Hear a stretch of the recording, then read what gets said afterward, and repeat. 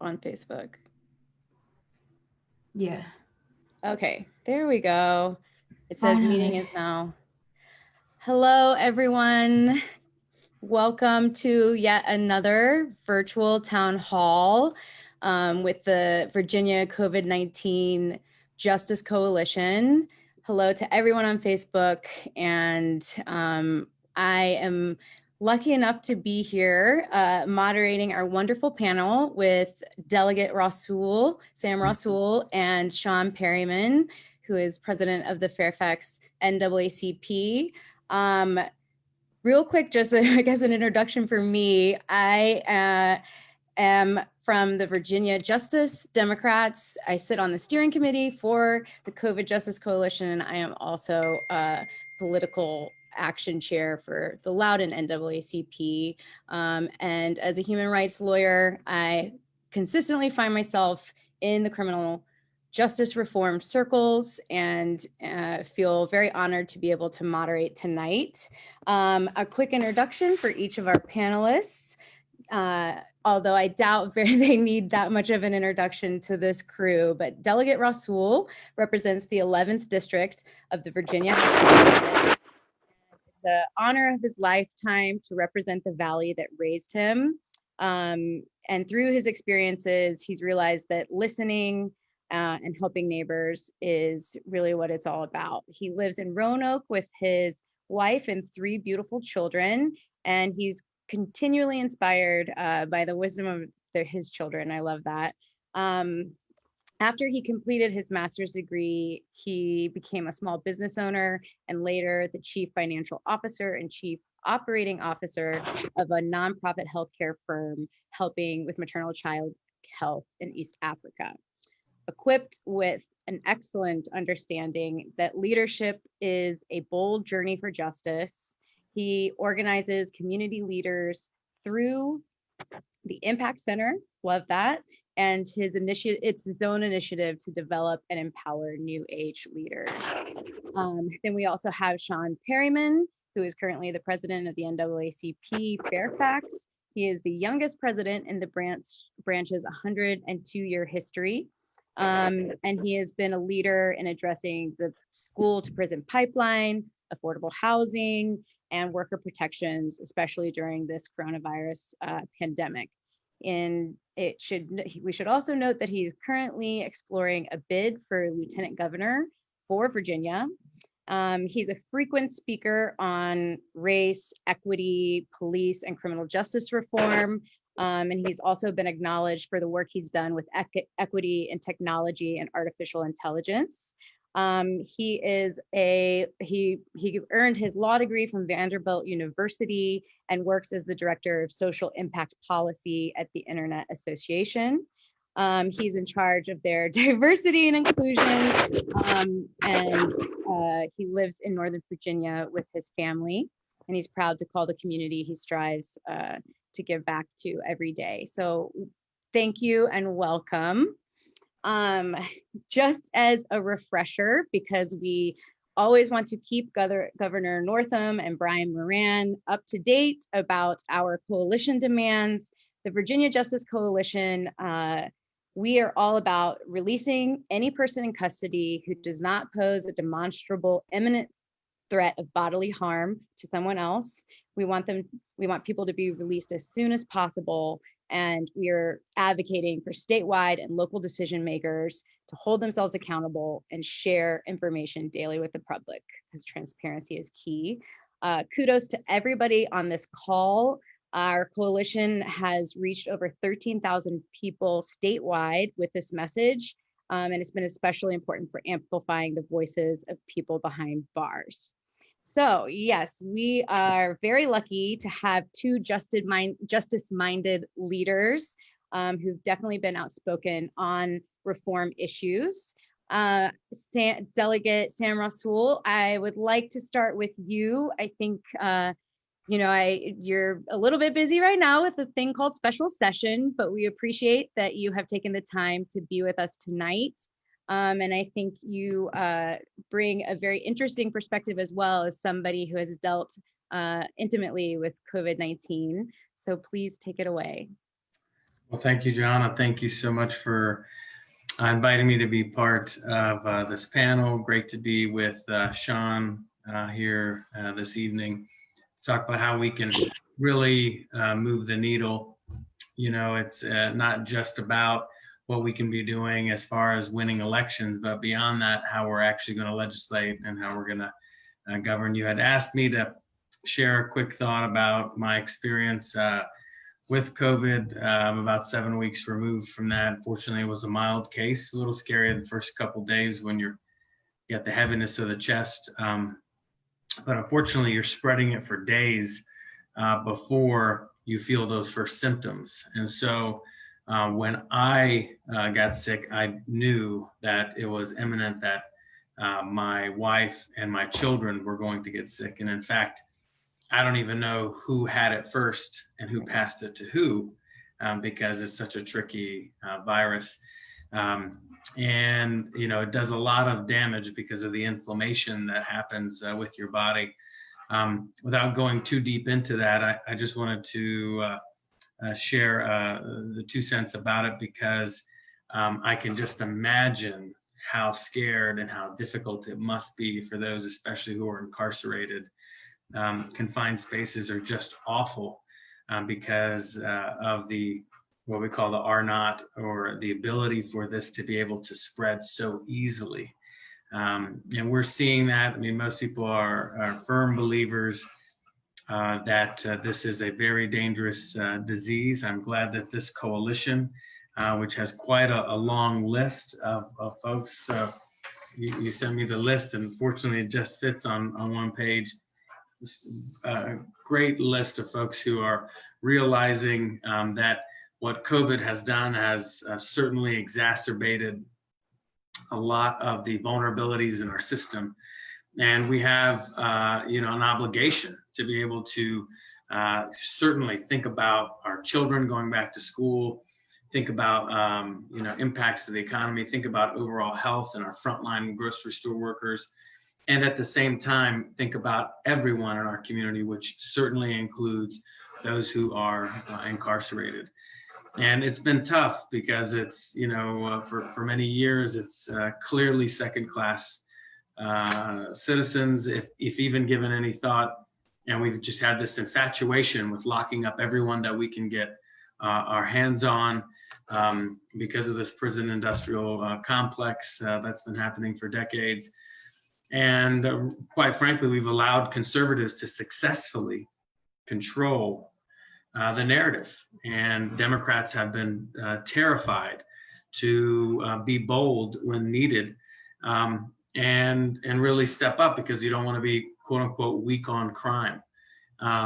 You know, and so at the heart of the many folks of their faith, and what we see in our long history, that we definitely need to be compassionate and be thinking about how to approach those who are incarcerated and other vulnerable populations.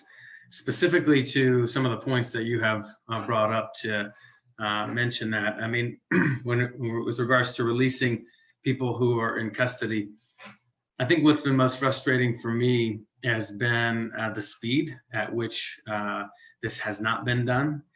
You know, I appreciate that the governor has tried to take a step early on back in April, but, you know, unfortunately tried to put most of the burden on the legislature to come up with a solution, when it's clear, especially with the breakouts that we've seen, that it would have been the humane thing to take swift, bold action immediately.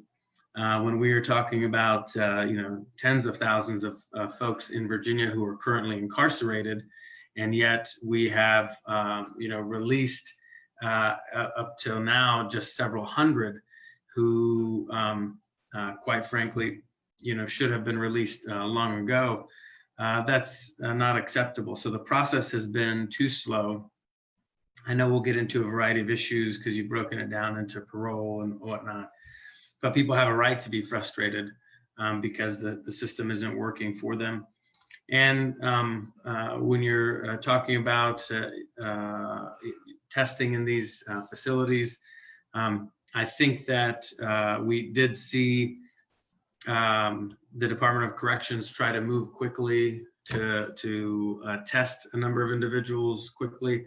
But there's so many problems there, right? So number one, by the time, so someone who's kind of gone through it, by the time some of these tests, and the doctor was very clear when I took my test, saying even the nasal test has a 70% accuracy rate.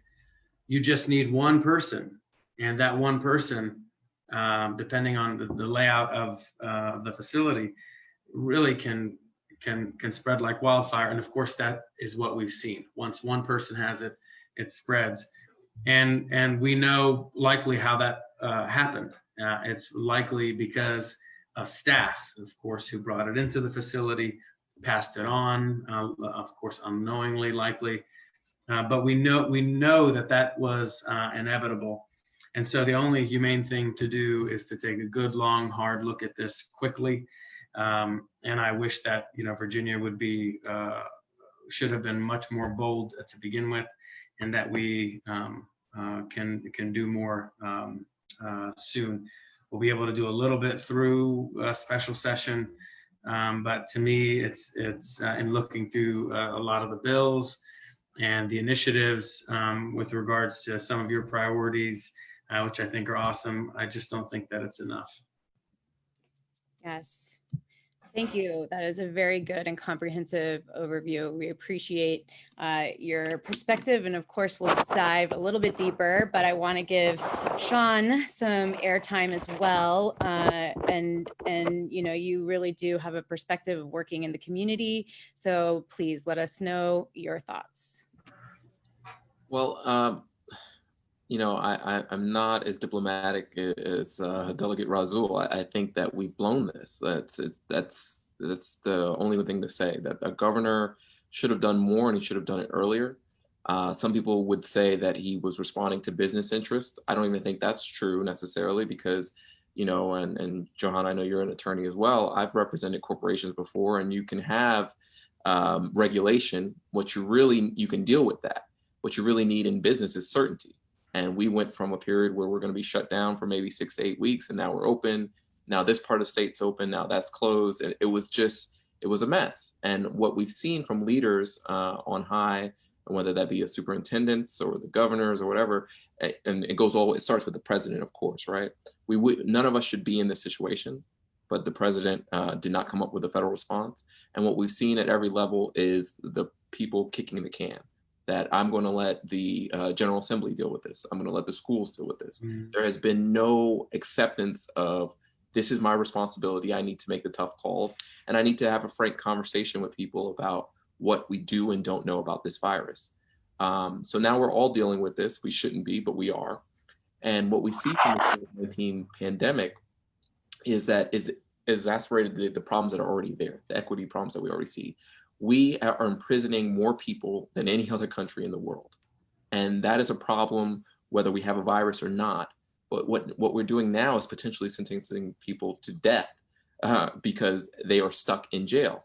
In Fairfax County, where I reside, we were able to release nearly half of our prison population overnight, which says to me we didn't need to keep them there. This hasn't been some mass criminal spree or anything like that. But a lot of people are in jail and in prison because they're poor and can't afford bail. So we need to address this situation, because while this pandemic, there is a foreseeable future where we don't deal with it, we're going to still be left with the remnants of the problem that we're seeing, that the pandemic has only exposed us to. There's a lot going on here when we talk about this. It's hard to kind of tackle this, because the other issue is, why do these people end up in jail in the first place? And we have so many draconian laws here in Virginia where we're over punishing people. And when we get them in the system, it's almost impossible to get them out of that system. So when I think about COVID-19 and I think about the lessons that we learned from this, it won't just be the virus. It will be that we have these antiquated systems that we had this failure to address. And that goes from everything from virtual voting for different state assemblies to the way that we teach people. And our leadership, rather than finally taking this opportunity, because in every challenge there is an opportunity, and addressing those issues, they kick the can. So that's how I view this, and it's partially the reason I'm running for office, because I feel that we need to address this and we need to do it honestly. Absolutely. This is precisely why I was so excited to have both of you on a panel, because I think it's really important that we do have frank discussions about this problem that is so pervasive. And, you know, we have very narrow demands as a coalition, but the touch points within the system, within the prison and detention system across our state goes much wider. And, you know, we're sort of dealing with that dual pandemic, not only of public health, but of racism and a broken system that we've talked about. So I would like first maybe to touch a little bit on the public health side of things.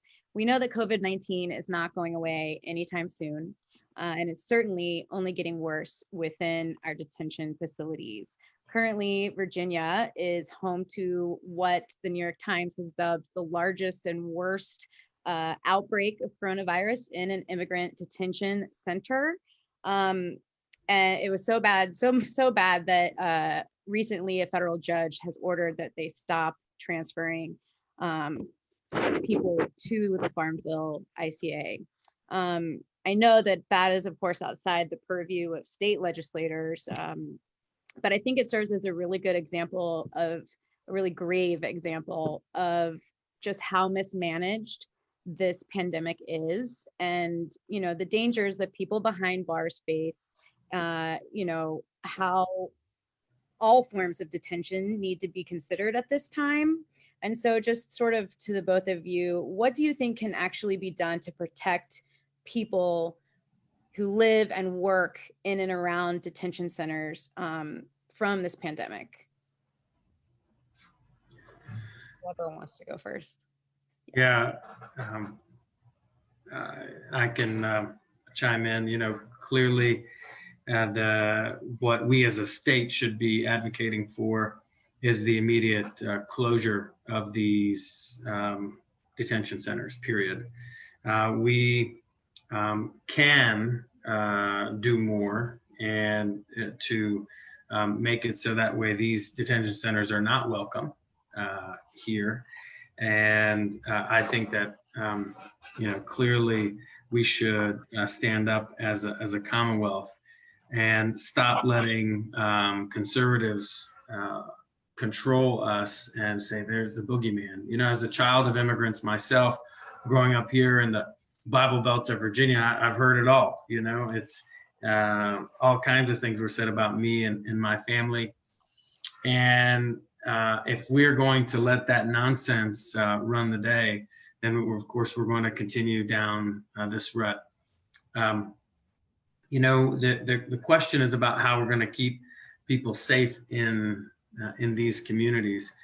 And the number one failure, when we look back and we understand the real science of how all this works, the number one failure of our country, which has led to the death of so many, you know, at least tens of thousands from this, is our lack of testing and the testing system. And it's unfortunate that that we didn't take this serious to begin with. And so coming up and prioritizing certain individuals who are in highly vulnerable situations, I think is important. And we haven't quite seen that out of the state. I don't know why as a country we haven't, you know, this is the richest country in the world. We can't figure out how to come up with a testing system. We failed from the beginning by not building that coalition with the WHO and bringing in some of their testing mechanisms early on. But I became ill with COVID because of the testing process. So we were, it's my fault. We met with an asymptomatic family member. So someone who was diagnosed as positive, but never got sick. But for that period of time, they were contagious. Why did we know? They tested like 5 days before we were meeting with them, but they didn't receive their result for 2 weeks. And then we find out after we're sick, many days later, that they were positive, and we figured it out. Now, clearly, I should have known better, and it was my fault that we interacted, even with face masks, with family members that we probably should have stayed clear of. But had we had a testing system that allowed us, and we know that it exists currently right here in Roanoke, we have the ability to be able to quickly test, and we're doing it right now. Virginia Tech students who are coming back on campus, which is questionable as well, but they're coming back, tens of thousands of them are coming back on campus. And we have a test that takes 2.5 hours to be able to tell, a really good test to be able to tell if they are positive. It just boggles my mind why we didn't take full advantage of the Defense Production Act at the federal level and force this kind of production right from the beginning, and then doing everything that we could at the state level. We're doing better, but doing everything that we could at the state level right away to allow for private labs to be able to really grow, as we've seen with this lab here locally. And that's what we can be doing as far as in the immediate future, making sure that we're prioritizing some of these vulnerable populations, especially what's in and around these detention centers. Yeah. Sean? Yeah, I think, I agree. The testing is essential. We do need better testing, obviously, but I think that we also, for those populations, which I mean, around detention centers, we need to reduce and release those people. We talked about that earlier, that what we did here in Fairfax County, reducing the jail population. And when we talk about detention centers, I don't just mean the federal detention centers or the prisons, I also mean the jails as well. On any given night, we have something like 28,000 people who are in jail in Virginia. During the pandemic, that it can be potentially deadly. 13,000 of those, about half, is they're pretrial. They're held pretrial, so they haven't been convicted of anything. So we need to start thinking about, how do we reform our system? How do we? Why do we need to be the biggest incarcerator in the world? We can do something differently with that. So I think all of those are important. But then we also need to treat our inmates humanely who are there, by providing PPE and taking on that, because just because you're in prison does not mean you are no longer human, you're no longer worthwhile. We should not throw them away. So I think it's important that we look at, how do we reduce this population? We know we can do it, and we know we can do it successfully. And how do we reform our system so that we don't have these overcrowded prisons, jails, and everything else?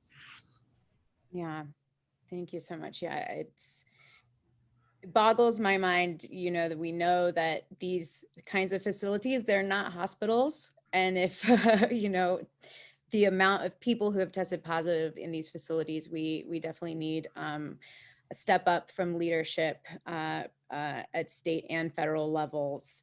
Going from there, I think this is a very interesting time across America, in our state, as we are grappling with really what structural racism is and what it means. And I think, a lot of energy has been placed on looking at policing, and rightly so.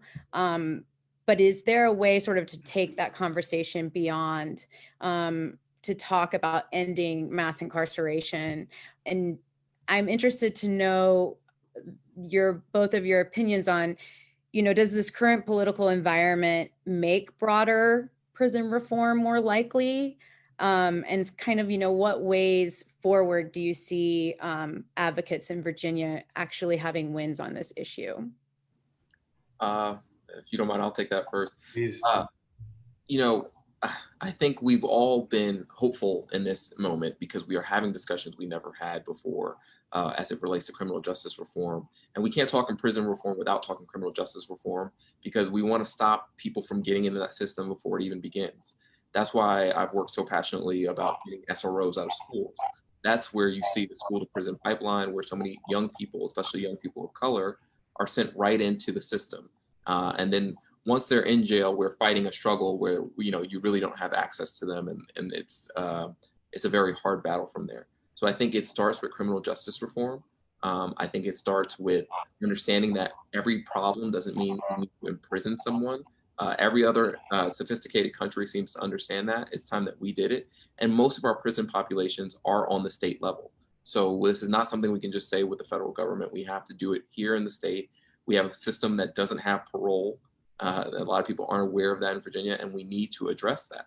So I think it starts with criminal justice reform. I'm hopeful that this opportunity has exposed to the general public that there are so many changes, but then I do look at the General Assembly and even in this special session, and they're still so reluctant. They're still trying to take these half measures. There's no reason that we had a pandemic that started in March and we're having a special session about all the things we need to do in August. And these issues that we're dealing with, whether police reform or criminal justice reform, they were here before George Floyd. They're continuing. We saw what happened in Wisconsin, and we need to make sure that we are addressing this. I've had a state senator look me, I didn't meet with him, but we were on the phone, and he told me that, oh, we're going to address all of this in special session. It just shows a fundamental understanding that these issues, they are so much deeper in that. And you're absolutely right, Johanna. We are reckoning with race and racism, and what better state to lead on than here? Because the concept of race as we know it in the United States started here. Our democracy, which so many of us are worried about, what's the future of it? It started here for the most part. So I think we have an opportunity here. It's up to us to seize it. The special session has me worried about whether we will do that, but I think we need to, and these problems aren't going away. Thank you. Delegate? Thank you, Sean. Lots of great points. It's really all for me very much intertwined. You know, as first and foremost, I was watching. You might be seeing trending right now. Some of the NBA teams are not participating in their playoff games, and they're protesting the death of Jacob Blake. And it's difficult. I'm naturally a person who has grown up as a consensus builder. Not necessarily as a firebrand. And what I have found is that without the energy of these protests, not just now, but even previously, without this energy, you just keep hitting a wall. And change seems to happen in stair steps. It looks like a curve, but it's really stair steps. And at these unique moments in time, we determine how high that step is going to be. And if you don't push hard now and say this is going to be a big step, then you will have a long period of time where the status quo will dominate. And these names might not mean anything to you, but watching one of my favorite coaches, Doc Rivers, just a few minutes ago, was giving he was giving some words to the press in this press conference, and he was like, we've been loving this country for so long, and it's just not loving us back. And boy, for me, those were powerful words, because it is true. It is true that people have a lot to be frustrated about. And your question was specifically around this political moment, and is it the time to demand change? And if you're going to hear people talking about how the change, let's start studying some real things, and we're going to figure this thing out over the next 18 to 24 months, trust me, that step will have plateaued out, and you will have lost the moment. And so right now, I think, is a critical time for us to be capturing this moment and getting as much done as possible and bringing people along. Now, I know you all have a great list of coalition members, but sometimes in some of this, we have to look for, and it's tricky from a political perspective, we have to look for unlikely bedfellows in building this coalition. And so, for example, I'm sitting here quoting, I'm a big fan of getting rid of qualified immunity. And, I actually love to be able to quote how passionate the conservative/libertarian Cato Institute is about getting rid of qualified immunity. Whereas 90% of what they're saying I disagree with in general. These are the coalitions that have to be built. And what is frustrating is when it's all turned into Democrat and Republican, because those camps don't always serve justice for us. In these unique moments, it's important to build that broad coalition. And you know what? If you're ready to serve up justice the right way, it doesn't matter, if you're Republican, Democrat, whatever it may be, let's build those coalitions and push for it now. Absolutely. I think one of the most powerful things about this COVID-19 Justice Coalition is, there are all those different touch points, like you were saying, but until you all come together and push together, it's not going to create that momentum that is key. And we definitely don't want to not capitalize on this current moment. I want to just pick a few things that both of you brought up that I think we can delve a little deeper into. Sean, you mentioned the issue of pretrial detention, which is definitely something that this coalition has bumped up against a lot, because no one needs to be needlessly held in detention during a pandemic when they have not been convicted of a crime. And like you both have said, COVID has blown the lid off of showing the inequities built into the system that we have long known, but now can no longer ignore. So I'm wondering, there's no quick fix for a pretrial system that has been broken for so long, but in your opinion, what can be done? What can lawmakers do to reform the system, particularly in light of the pandemic? Yeah, I think you could end cash bail. I think that's one of the primary things that could be done to address this issue that we're seeing these people being detained pre-trial. There's a lot of people who are toying with different models for that. I would stay away from algorithms and any sort of algorithmic thing. I think as long as they're not a risk to themselves or others, people should be released. And there are plenty of studies that show they're no more of a flight risk than someone that you had pay $100 or $500 or whatever it is to release them. So we have to keep that in mind. And I think that goes back to data-driven policy. I would say that these changes need to happen. And what we have to keep in mind, I always think of the words, I had the great pleasure of working for Congressman Elijah Cummings. And he said, we shouldn't seek common ground. We should seek higher ground. So it's not just finding, okay, what's the base level consensus that we can reach? We have to keep in mind, what is the goal here? We have people in jails dying who may have committed any level of crime, but we are saying you're going to go to a jail, a confined space, as Delegate Razul said, and potentially catch this virus and die. So we really have to rethink our whole system. Ending cash bail is one of the measures that would address that. But we have to be open to all sorts of new and creative ideas. Yeah, alternatives to incarceration for sure. Delegate? Yeah, one byproduct of COVID, negative byproduct, is going to be what we have seen is the proliferation even further. And you want to listen to the kind of the whole context here, but gangs are flourishing right now. And part of the reason is because we haven't, kids are not in school. And so we don't have some of the great things. I'm a delegate here in a small urban district. And when our athletics and schools and a bunch of extracurricular activities are important to really make sure that there's a healthy environment, relatively speaking. And it's really been such a failure of our in our response, but really this has really shined the light on how, as a society, we have just failed so many, because things can deteriorate so quickly. And so for me, it's clearly Sean's point about ending cash bail, figuring out how to do that the right way. Sign me up. I've been a big fan of and signed on to several of those bills because it's clearly built on a racist system, 100%. And then thinking about preventative models. So for example, in one city, not in Virginia. They have a program called Peace Fellows. So for example, what do young people, sometimes if you want to generalize, maybe young people, maybe males of color, what are they looking for? The sense of belonging.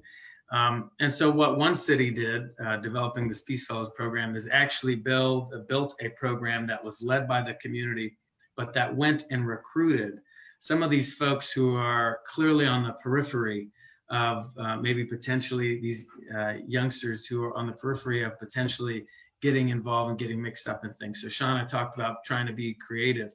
And what the Peace Fellows program does is says, okay, you got the guy in the person in the middle who's, let's say, the drug dealer or the gang member. And what they do is that they're trying to build relationships with kids in middle school and going into high school. And if you can go and capture those minds and bring them in to these constructive programs, and with a Peace Fellow program, you get signed up for weekly curriculum, you get a weekly stipend. They would do neat things with these folks, young people who are 14 to about 24. They would take them on a trip, for example, annually, some big trip to New York City or something like that. And the real, as you had mentioned, there isn't one quick fix, but trying to invest some of this money. This is the whole problem with the misunderstanding and people not really realizing what the defund movement is about. We clearly need some law enforcement. What we don't need is to be pouring funds into law enforcement where we could be creatively investing those funds elsewhere. And we are scared, even some members of my own party are scared to stand up and say, look, we got to defund some of this funding that's going to law enforcement and invest that. And to me, to your original question, this is preventative. Being able to make sure that we invest in folks before we even have to ask the question about what happens in pretrial. But hopefully, at the very least, we can be looking into solid measures like ending cash. John, do you have anything to add? I would just say, so many of our problems that we're addressing on the back end. And I think the delegate got to that a little bit, but, personally, I look at my own personal life. Me and my brother, my oldest brother, we grew up in the same household. When he was 19, he was entering Rikers Island. When I was 19, I was going to study abroad. Exact same neighborhood, exact same household. What had changed was the neighborhood we grew up in just had more opportunities when I was coming up. That was it. That was the sole change. I'm not so much smarter than him, maybe a little bit better looking, but not smarter. That's just what happened. And so when we talk about children who enter gangs and everything else, usually I look at that as a failure of society. And there's something that we're not offering them, that we're not enriching them in some way. I don't know if we need to do new things. We need to do the things like the school system and everything else and the jobs that we have better. In rural communities, when you're working virtually, if you don't have internet access, you don't have a job. So, these are the things that where government is not serving people. And, I'm reluctant to talk about people of color in gangs too, because we're seeing now, and we don't think of this as gangs, but all this white supremacy that's going on across the country. And it's the same thing. It's that sometimes as these people don't have jobs and they're being led to whatever they're doing. But I don't think this is unique to communities of color. I think it's when government is not providing the opportunity that they need, people will find that elsewhere. Anyway, those are just some of the thoughts that were coming to my mind as I was listening. Wonderful. Yes. So we are getting a lot of questions in on Facebook. So I want to make sure we have time to go over them and Sean, all the hard ones. Yeah, we saved the hard. This is the real test right here. All right.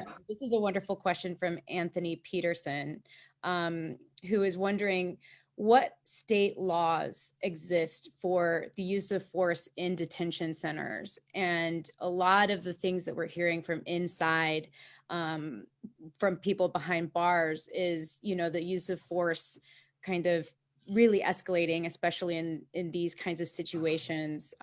So many more lives would be saved with actual regulations on this. So either of you want to take that question? Well, one real important thing that we're pushing forward this year, and hopefully in special session, something that seems to have some traction. So if you ask the DOC, they're going to talk about, well, all of this stuff exists and to protect people. But one important thing that is needs to be kept in mind, especially with regards to law enforcement, but we do see it in the Department of Corrections, is the culture of, you know what, I'm going to look the other way if my buddy is doing something. And that culture has got to stop. We've got one bill that escalates this year. But, you know, to me, that's what's most dangerous is this, you know, don't snitch on me type of culture within the staff, meaning, and officers. And you know, this is what creates this, I think, type of culture where we see so many people suffering from that. And where would we be without the technology that we're seeing right now? I mean, how long would it take them in Wisconsin to release the footage of Jacob Blake being shot 7 times? Thank goodness someone was there filming it. And that's one bill that I've been pushing forward, is to release this very quickly. But you know, we need to make sure that there are firm laws on the books that if you do not stand up and say, well, here's what I saw, you're going to be held accountable. Sean? Yeah, I would just say what we need to do with whether it's police or jail staff or whoever, we need to insert accountability. It's not much different than what the delegate said. We have this culture now where you hear people back the blue and that sort of thing. This is common sense, good governance. If you are a law enforcement officer, you've taken an oath, you should be held to a higher standard than the person you're guarding in the jail.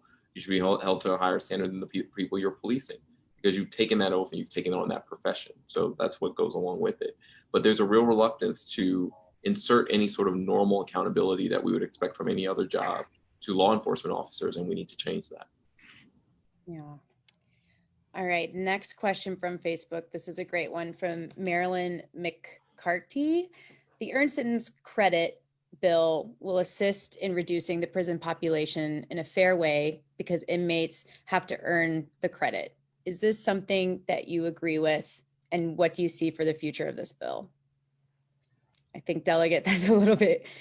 Yeah, I got so mad at this bill last year.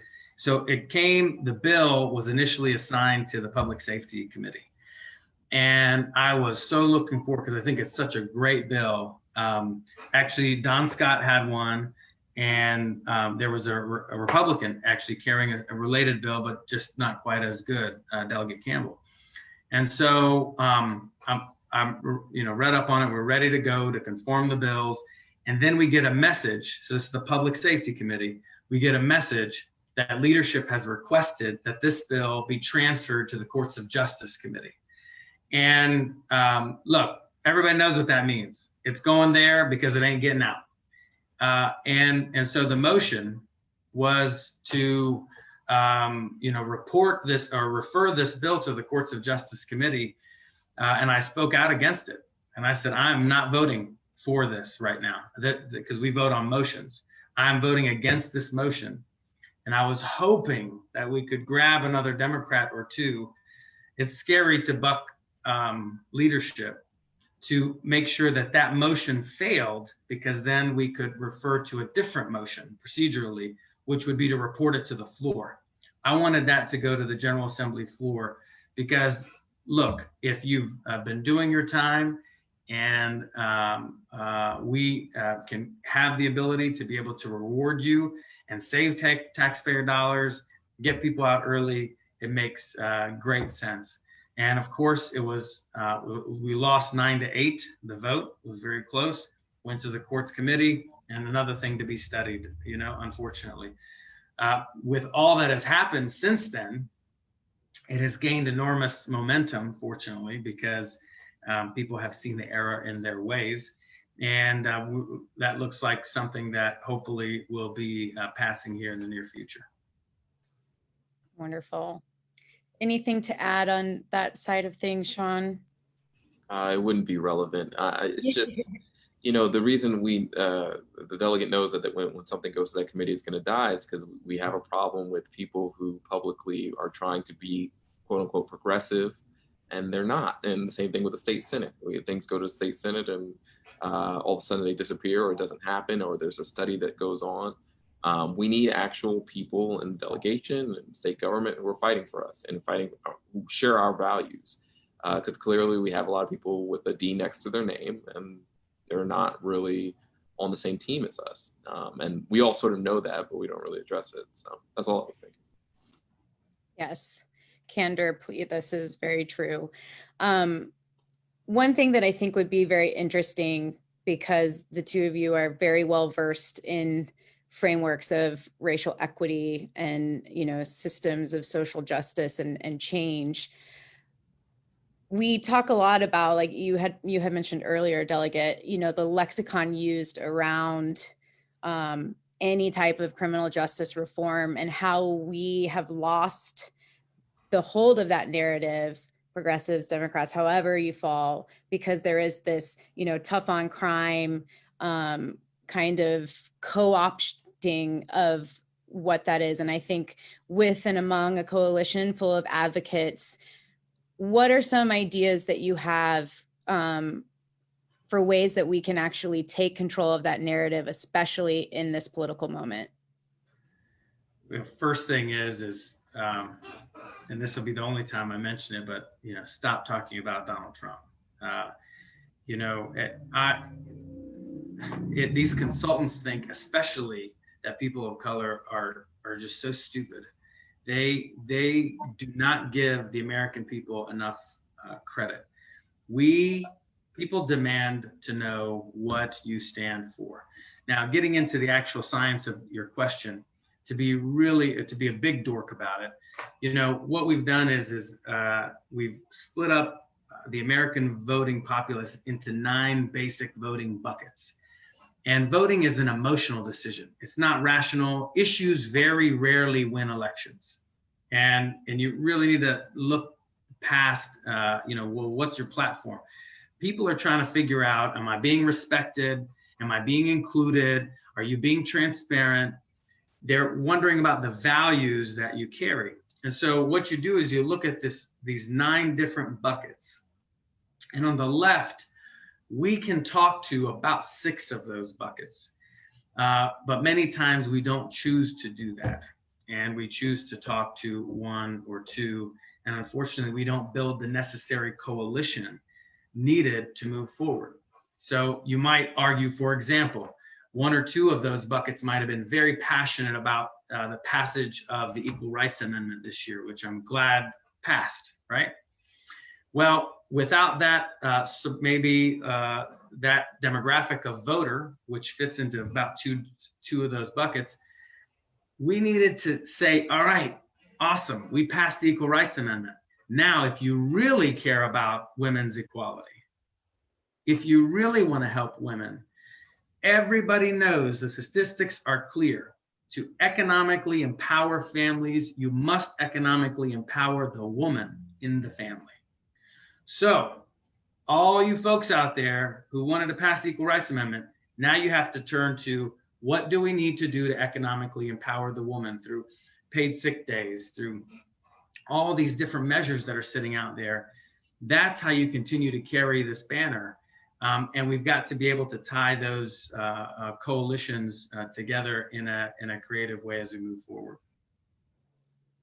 And Johanna, your question was about the tough on crime, right? Like, how do we? Yeah, recapturing the narrative from the more conservative.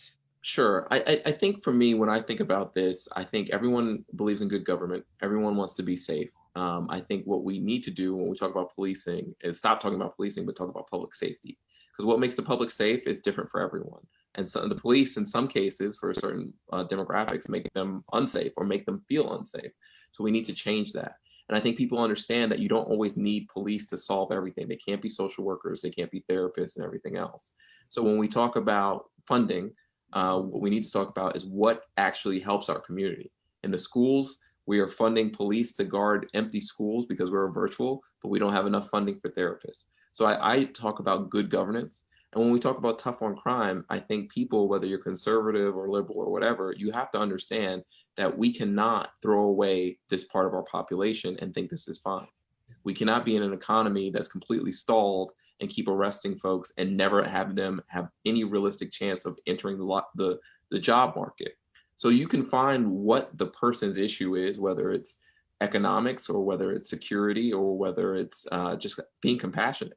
That we need to stop throwing so many people away, because every single family in some way has seen a loved one or a relative or someone who's done something or been impacted by the criminal justice system in some way, and they understand fundamentally that we just don't throw those people away. So this whole tough on crime thing, crime hasn't been high since the 90s when we had Bill Barr making these sort of crazy laws in Virginia, and we need to have a realistic understanding that being tough on crime often means stopping the economy, breaking up families, and hurting everyday people. And I think if you talk to people that way, they can understand that. Excellent. Thank you both. So I have two more Facebook questions that I'm going to try to package into one.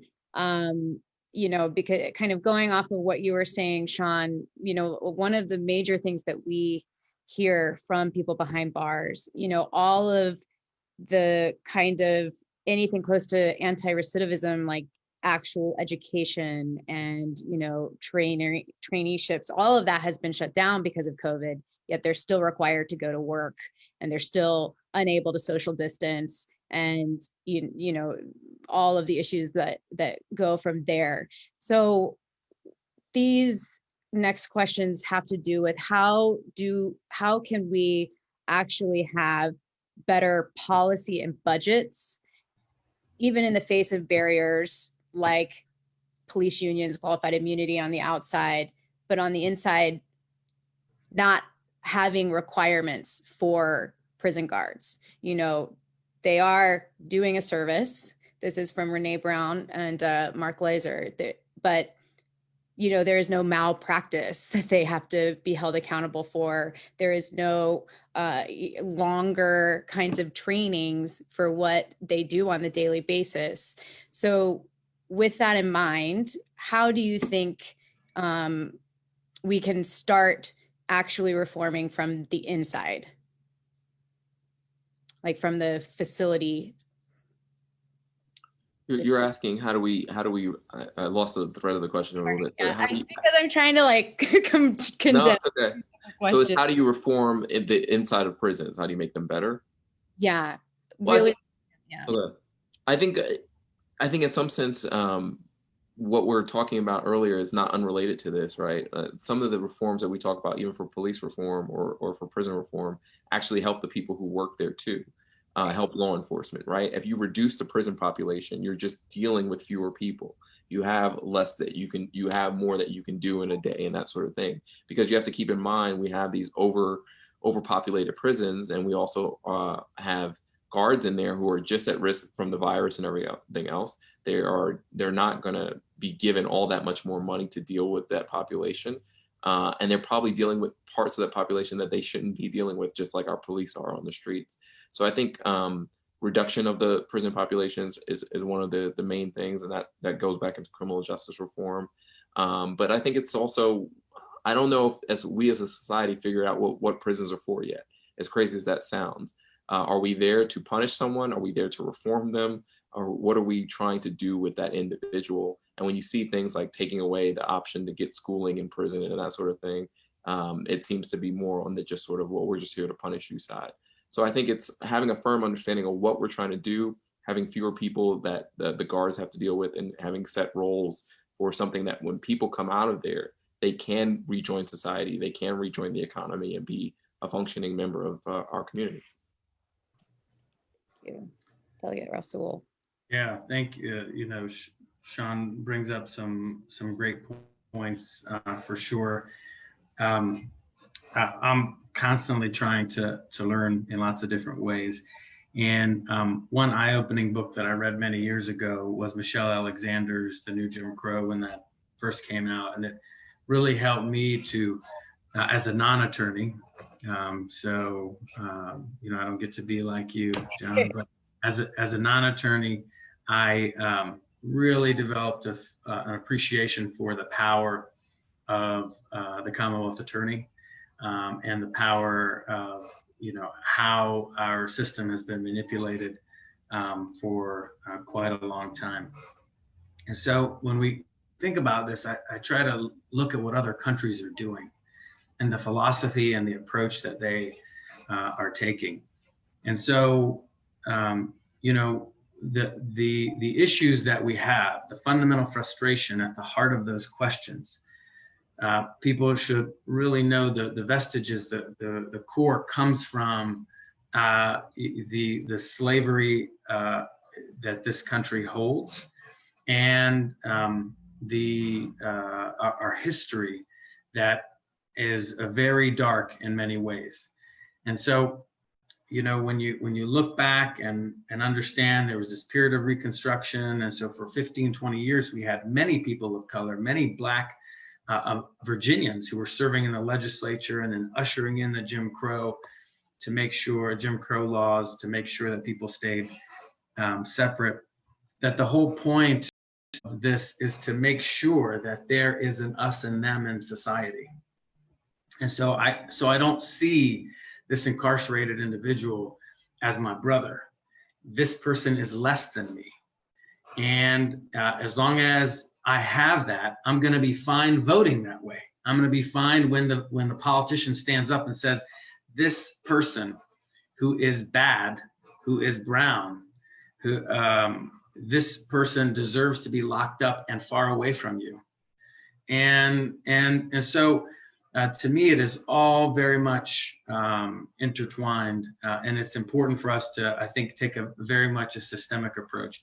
If you want to get tactical, it's very easy to look at what successfully other countries have done, and treating their incarceration system as a reform system, as a rehabilitative system that is meant to do everything it can to usher people back into society as fast as we can. And so while we can nibble around the edges with a few policies here and there, I think philosophically we all have to be in the right place to begin with, or else this tough on crime narrative is going to continue to rule the day, because it's always going to be us and them. Yeah, that's actually a great lead into what will be the final question from Facebook. I know you guys are on the hot seat, but we are here to learn from the both of you.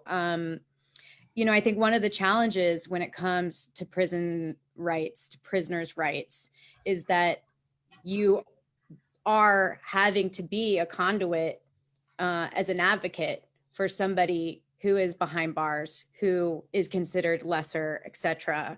And so a question from Virginia Burton is just, what can we do to better advocate for them and for reform? And, you know, I say any creative solution or whatnot, you know, this is the time we want to hear some visions, I think. Right. I always say, if you want to advocate, you know, make sure you are there are advocates already out there, right? There are already prison reform advocates. There are already criminal justice reform advocates. Lend your voices to theirs. I think, you know, the amplification of, oh, I'm hearing this from multiple people who don't look like the people that are impacted by this, but they are using the same words and are adopting the same measures. As an advocate, that's the most helpful thing you can do for me. And I would imagine for any other advocate, the answer is the same. I think the delegate is absolutely right. We are dealing with the legacy that we have in this country of racial discrimination in so many ways. We've talked about the prison system, but, you know, the prison system looks mostly Black and brown, and that's true here in Virginia. And that's because the laws are enforced in an unfair way. I mean, if we look at just cannabis arrests, you know, it's more than 3 times, even though the use is the same. If you're Black, you're more likely to be arrested for this. So it's the way we police, it's the way that the justice system treats people. It's a lack of resources, it's all of those things. So if you are a white person, you have a lot of power to advocate on behalf of Black and brown individuals and say, I do not view them as us and them. It's only us, and that these are members of our society. I want them to be treated respectfully, but you have to advocate at every step in the system, and there are ways of doing that. And the best way, I think, is to find the advocates who are doing a good job of that and lend your voices to their cause. Thank you. Yeah, I mean, just great points and lifting up folks. And I want to really take Sean's point and put an emphasis on it. You know, what my experience has been, this is hard for some people to hear, but the people who get in the way of people of color are people of color. I mean, I just see Black and brown people getting in front of each other and trying to compete for oxygen. And there's a great piece that I should share with you about someone saying, I'm, resigning from the Church of Social Justice. That's not how you build coalitions, to try to figure out, okay, who has been the most oppressed? Look, as a Muslim Arab person growing up in Virginia, I represent a small percentage of people here in Virginia, my ethnicity and my religion. And the reality is that there aren't enough people like me to shift policies that help to protect people like me. But it turns out that the policies that are important for me are also important for my Black brothers and sisters. And, I've got Sean right here. My job is right now, today, is the time for Black voices to lead, to stand up, to be bold.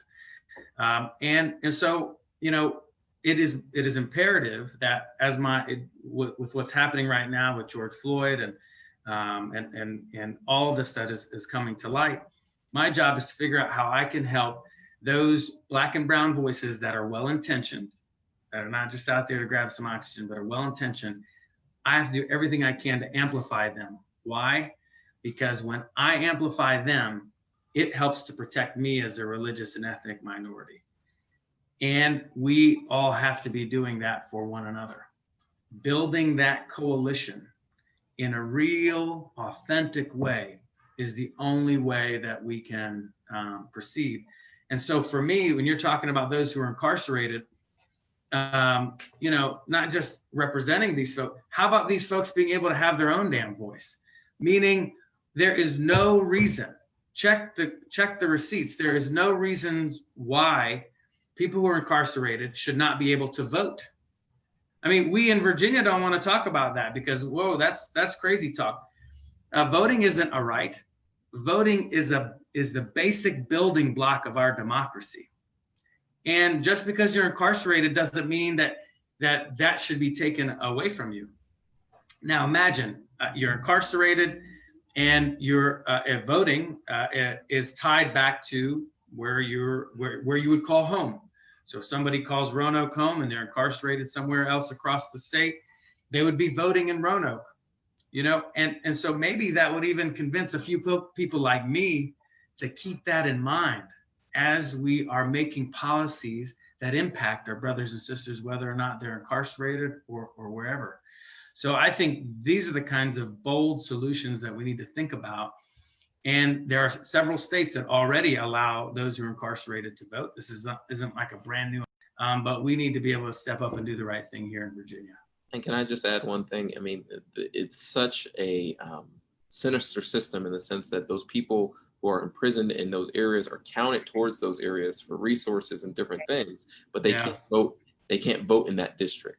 So you're using their bodies and using them as accounting for things that come to us, but they have no say in the system that's there. And again, it just goes back to, we cannot divorce our current system from its racial origins, because we all know with Jim Crow, a lot of this was done to disenfranchise Black voters. And we look at our prison population and as Black and brown, and we act like this is a coincidence.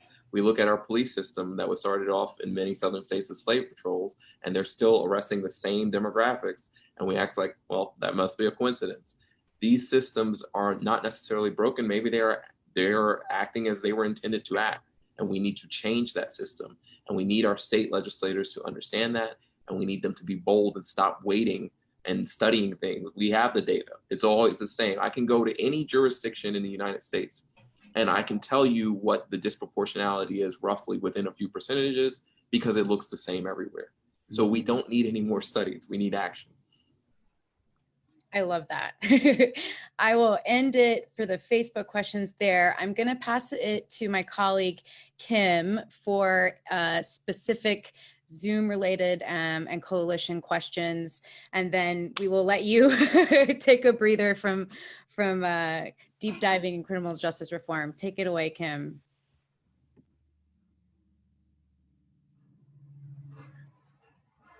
We just can't hear you. Kim, I think you're muted, Kim. Yeah, I think you need to unmute. There we go. Good evening, and thank you, Joanna. It's a pleasure to meet both of you guys. Delegate Rasul, I was doing my research on you and found we had something in common. We born on the same day. Uh-oh, you're my birthday twin. Yeah, birthday twin. And I dug down a little further and I see we have connections, ties to the state of Ohio. Warren, Ohio, Alliance, Ohio. And I'll leave it there. So to start off, I just want to make a comment about some of the things you guys have said. I think what we need to realize, Mr. Perryman said it best, maybe the system is operating exactly the way it was designed to operate. The other part of it too is that we have to realize that liberals are racist too. And this didn't all start with 45. We have to start really digging down into the core of what's going on. When you look at how we are back into a special session, we needed a session before George Floyd. Virginia had its own issues. And the Breonna Taylors, and of course, that is the pain in our community. But we know in Virginia, we have some of those names that need to be called. I'm the chair of Interfaith Action for Human Rights, and I advocate against ending solitary confinement in Virginia. That's not even on the agenda. And Virginia has to understand there can be no criminal justice reform without prison reform. They have to come together. And with that being said, my colleague, Gay Gardner, is on the line. And Gay has a question for you guys. Go ahead, Gay. Thanks, Kimberly. I was glad to hear both of you talking about the importance of accountability a few minutes ago in response to a question about use of force in prisons. And, you know, currently there's no independent entity that's charged with overseeing state prisons in Virginia, whether it's the ability to investigate credible allegations of excessive use of force or other abuse of power by guards, or whether it's, you know, going into prisons to make sure that they're doing everything they're supposed to be doing to protect people against COVID, or you name it. But Delegate Rasul, would you support legislation to address that? And Sean, do you have any specific ideas about how to achieve accountability? Thank you for your question. I would happily support that for sure. I think accountability builds trust. So being the party that, I believe that government has an important role in our lives. And everything that we can be doing to operate with increased transparency and accountability further validates that government can help, not necessarily solve all problems, but can help us significantly. And that's another piece of the narrative that we have lost on the left. And so I think that this would be a great CJ reform initiative. And, you know, we didn't talk about, to Kimberly's point, solitary confinement, but I'm glad you brought that up because that's an important piece as well. And do you think that enough of your colleagues would support, you either creating some entity or restoring the Board of Corrections authority over prisons to make that happen. Well, it'd be dangerous for me to think about what they will do. I would feel like, especially in the House, we would have enough there. I don't know what the Senate would do. They are all over the place these days, and so I thought the trifecta might be a little bit easier than it is right now. But yeah, it can be a struggle. But the interesting thing about your point is, if it's framed correctly and done well, I would feel as though if it didn't get caught up in some partisan back and forth, that there should be Republicans that would be interested in that kind of accountability. And so we've seen that in the past when we had carefully pulled together a coalition that was interested in transparency and accountability and was framed that way, and not so much anti-law enforcement or anti-correction officer. And there is a common thread there that I think we, hopefully would be able to build the right coalition for. Yeah, and I know you asked me a question about creating accountability there. I'm probably too honest, but I haven't thought about ways in prison specifically. I haven't thought of ways that we can create accountability. But what I can say is that we always look for incentives. And with law enforcement, if people are incentivized to act a certain way, if they know that they themselves will be held accountable, usually they change their behavior. And I think that would be true for people working within prisons. I usually don't believe in sort of zero tolerance, but again, I think law enforcement and prison officials are different because they are answering to a higher standard. And if they knew, and we could talk about what the burden of proof would be for these sorts of things, but I think I would support something like that. If they knew that they were intentionally abusing people, we shouldn't have them guarding anyone else. I think one abuse is more than enough. We see that happen with police. There are certain abuses, whether it's like sexual assault or something like that. One time is enough, and that's it, that you should be gone. So I think that's one way to insert accountability into the system, because if you want that job, you will be a little bit more careful if you know that with any sort of proof that you would be removed from it. I think people would be responsive to that. But right now, what we see is that there's really no mechanism for an inmate to safely report even incidents like that. So I think we have to figure out, how do we have actual accountability, whether that's restoring the Board of Corrections oversight over that, and having a way for inmates to be able to safely report incidents of abuse. And then if those are adjudicated to be true, then that person should be gone.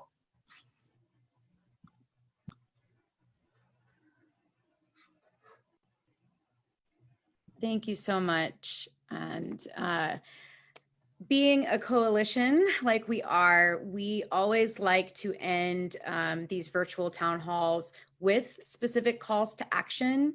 And so we have with us Danny, and keeping in mind that we are advocating for all sorts of anyone in custody in Virginia to be released during this pandemic. So Danny, can you take it away and let us know what we can do specifically to help you?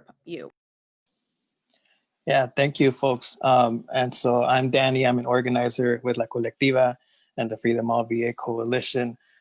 We have been doing a lot of organizing support for years, particularly for folks who are in ICE custody.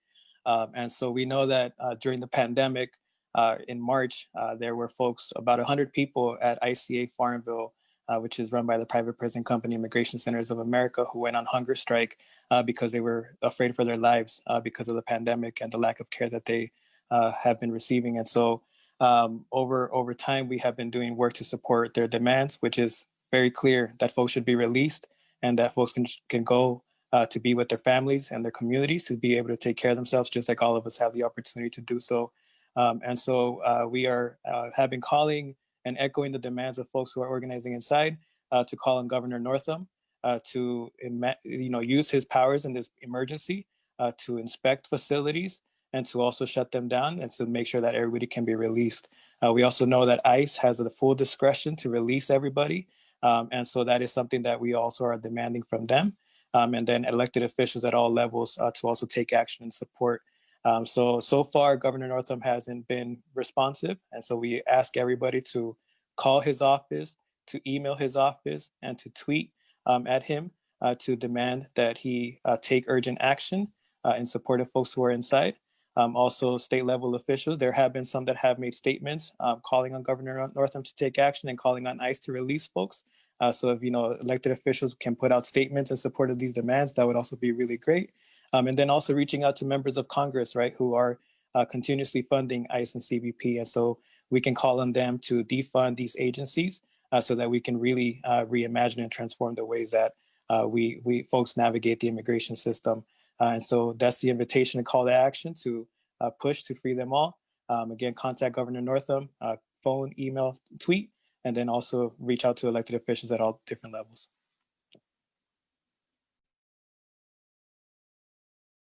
Wonderful. Thank you so much for joining us, Danny. I have put into the chat the link that you can use to follow the Free Them All campaign. And we just ask the coalition to do everything we can to support that work as well.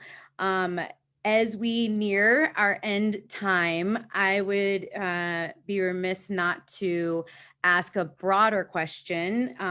Sean, we know that you are having looking into a run for Lieutenant Governor, and Delegate Sam Rasool. There's been some rumors.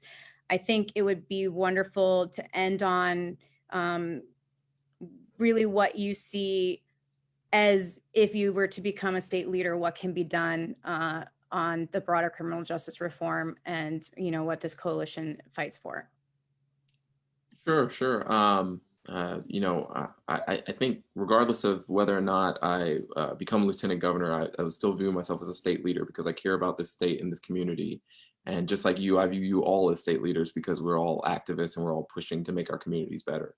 But I think my number one thing would be to legalize cannabis. I think that's one of the huge areas where we see disparities in the criminal justice system, as well as pretextual stops that we need to prevent. But I also think it's reducing the prison population, having frank conversations about where we're at. No matter who wins in 2021, we are facing two worlds, really, one with a vaccine and one without. And so we need leadership in there that's willing to speak up against the Democratic Party, Republican Party, or whatever. We can try to find consensus, but we need to be honest with each other about what we need as a society. We've had too much genteel politics here, too many studies. I just saw the Senate just voted to reject, to end qualified immunity. So we have a system where it's not inserting accountability for those in government, but we are over-policing and over-punishing those that are everyday citizens. So we need to make sure that we rebalance that. And that's what I hope to do if I am eventually running and elected to lieutenant governor. Thank you for that question. I'm not as sexy as Sean, and I wish him well as he's thinking about all this and piecing it together. It is, true that for many months I have pondered whether or not I wanted to jump into the LG race. After my 7 sessions in the General Assembly, we've kind of seen a lot come and go, but there's a lot definitely that more that can be done for sure. And I guess it's been frustrating to see that many times it's not so much about, liberal and conservative as it is follow the money train that has gotten in the way of meaningful criminal justice reform and a variety of other issues. And to me, it's very intersectional. And I think that kind of intersectional justice is what we have to build as we're moving forward in order to build broad enough coalitions to actually get things done. Oftentimes, I have to catch myself because there's this kind of philosophy. Do you want to be right, or do you want to be right and try to bring people along? And so I try to figure out how can we bring people along so we can move the conversation along in lots of different ways. And so, you know, as we move forward, that will be important for me. It will be important to really ask ourselves why, you know, hard questions. You know, why did we lose the presidential election in 2016? And if we want to put our finger on one little thing here or there, and not really understand that it's a result of decades of neglect of people all across the spectrum, then that manifested itself in such a way where the self-righteousness of one tone pushed people away, and we lost the Rust Belt. I mean, to me, I feel like in Virginia, but all across this country, we are barely holding on to the Democratic Party. We're barely holding on to the Black vote. It's tough to find Black millennials or Generation Z who really embrace being a Democrat. We've got a lot of work to do. And I think that starting on the inside, making people proud of what government can do for them, building that accountability and transparency is going to be important as we remake this thing that people call the Virginia way, because it's so desperately needed. And let me just say, as a Black millennial, I hope you continue to lift Black voices like my own as I look at running for lieutenant governor. So, but I think that's one way we can bring more people along. Amen. Wonderful. We have one last request from Facebook. Delegate Rasul, people want to see your shirt, and I think they want to see all of the shirts that we have that have different messages around Virginia. Love it. So you can see this is what this coalition is all about. Thank you for that request. This has been absolutely wonderful. I cannot thank the both of you enough. You know, it's conversations like this that keep us energized and engaged and willing to continue in what can be a difficult moment. And so thank you both for your leadership and for coming and speaking with the coalition. And we will definitely be following up should any races be happening. So thank you so much and take care. Thank you. Thank you so much for having us. Take care. Thanks, Dawn. All right. Oh, wonderful.